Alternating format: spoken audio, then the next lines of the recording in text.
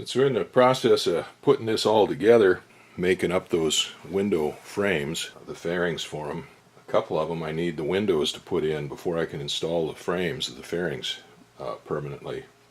So I decided it was time to go ahead and cut the windows out. I'd laid the patterns of these windows out here a while back and had them all drawn out and laid out. Well, I went down and put a fine-tooth wood cutting blade on the bandsaw and took these down to cut them out. Now this one is for the window for the upper door half, and that one cut out fine. This piece was a couple inches wider here on this side and a little bit longer here on this end, and it fit through the bandsaw just fine. But when I went to go through the rest of them, they wouldn't go through the bandsaw. We had the two side windows here, the sliding side windows, and then the back windows. Actually had the back windows laid out like this, and then this triangular window laid out like this, I believe. Couldn't make the cuts on them. The bandsaw is 13.5 inches, a 14-inch bandsaw, but it only has a cut width of 13.5 inches, and it's not enough to cut out any of these even in pieces. So I brought them back up here to the basement and set them up here. Now sometime back I saw a YouTube video where they were showing how to make cuts on plexiglass, and it's very similar. It was very similar to the way they cut glass, score it down a line and then just snap it and break it. So I decided to go ahead and try it because I didn't have any other way of cutting that stuff. So the first piece that I cut, I had these two side windows laid out on one piece, and that was the first thing I did, was I scored down to make the cut on this first side window. That went okay, but when I went to cut down between the two windows, the knife took a turn. I didn't have it against a straight edge. I was just trying to follow the line, and I followed the line down, made my first line and made a second line, and then when I put some pressure down it to come down and make a deeper score on it, the knife took a turn that way, which scratched into the plexiglass on the plastic on the one window. Well, fortunately the cutoff end of that was big enough that I could go ahead and salvage it and make it into my second window. So this would have been one window, but it's got a scratch in it, so that didn't work out as well as I'd hoped. Now the next one that I set up was these two D windows, and I had them laid out, I think kind of like this, something like this, maybe like that,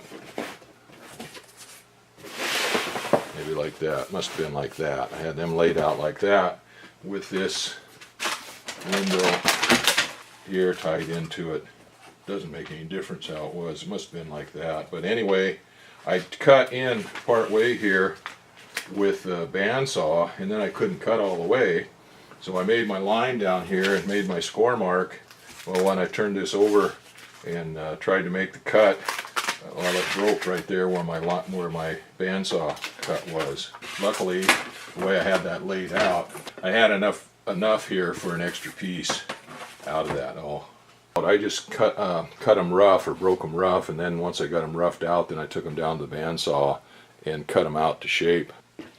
This is what I used to score them with, was just this box cutter knife, and I just made the first cuts with it plain, and then I took a chainsaw file and tried to file a notch in it to make it so it would cut a little bit better.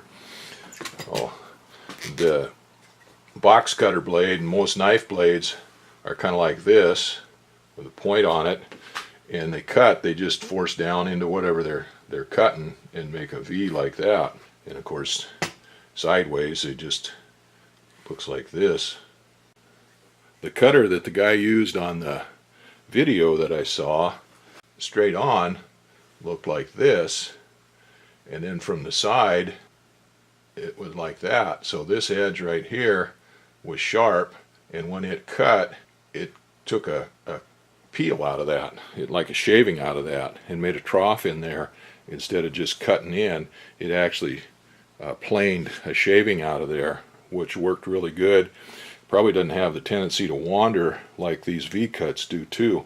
And that's what I was trying to do with this, was to make something like that. But I made my first score mark going like this, but then I turned it over and kind of went like this, and that did make more of a gouge out of it. So that helped on the cuts after I got playing with it a little bit and figured that out. And I scored it several times and made it score good and deep. Once I had my score made, I would lay the piece over the edge of the bench here like this, and then put a piece of wood on here even with this edge of the bench to hold down to keep this from buckling up, and then just hit that real quick with a snapping motion, just like cutting glass, and it worked fine. I think on the video they said you take the paper off, or the tape paper off, and it works better, but I didn't take the paper off. I just went ahead and cut it, and then when it snaps it kind of hangs onto the paper, tears away a little bit, but you just take the knife then and cut the paper off and everything falls into place. So these are kind of roughed out. I used my old windows as a pattern, and this one will go in pretty soon. I'll just put it away for now, but these two D windows are the ones I need to fit in now, and I tried fitting them in a little bit ago and neither one of them fit in quite right, so I'll be back and forth down to the hanger with the belt sander, trimming these off, trimming these up a little bit to get them shaped down to where they fit in there. The one on the left hand side fit pretty good. It'll just take a little bit of trimming on it. The one on the right hand side, it's pretty tight in there and doesn't fit in all the way. And then the old window, the one I took out of the other airframe, it sticks out past the door post a little bit, so we'll have to trim this off back. So the two windows, even though they're identical, they're not even mirror images of each other. They're identical. Once they're trimmed up for each side, they won't be identical. There'll be a little bit of difference in each one of them. Now here's the left window pane. Got it fitted up. Took me 3 trips down to the belt sander to get it the way it fitted the way I wanted it to, but we got it in there now, or fitted in there pretty good. And I went ahead, I was just going to stick it in there, get it out of the way, or to use it to fit in that other thing up, that fairing up, but I thought maybe get it in there, probably should just go ahead and finish it. So I went over the edges here with the file.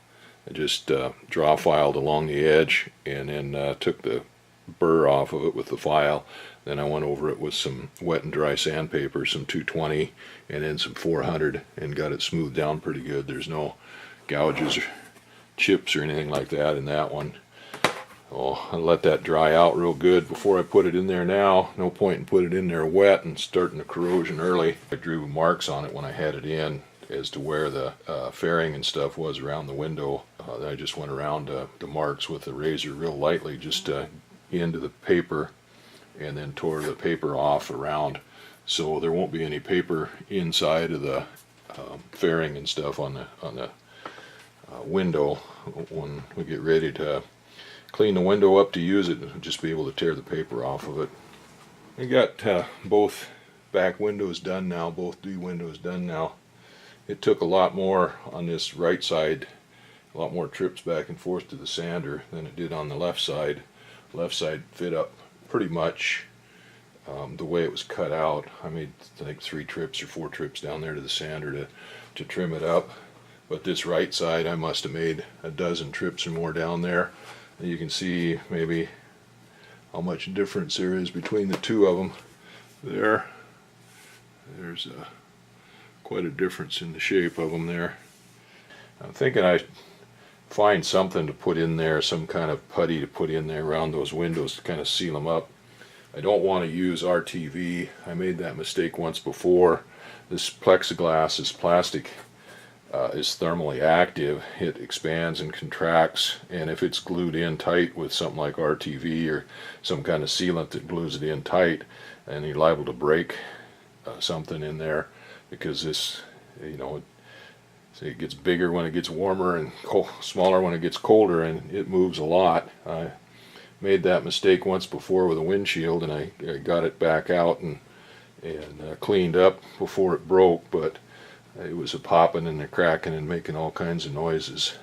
I've got some zinc chromate paste someplace, but it's probably all dried up. I was thinking about that, putting that in there, but I'll go to town and check and see if they have some kind of caulking or for windows that you can put in that doesn't get hard and doesn't glue down. And that'll keep the moisture from building up in there around that window. This go in, and then I'll push that fairing down around, tight around it. Then I can go around the edge of it like I did before with some RTV and just put a little bit around the edge where that fairing contacts the plexiglass around there, the glass around there, and seal that up so no water can penetrate in there like that. I did that before. Water gets in there and holds and it won't come out, then it just sits in there and causes corrosion, and that can be a problem, as we found out.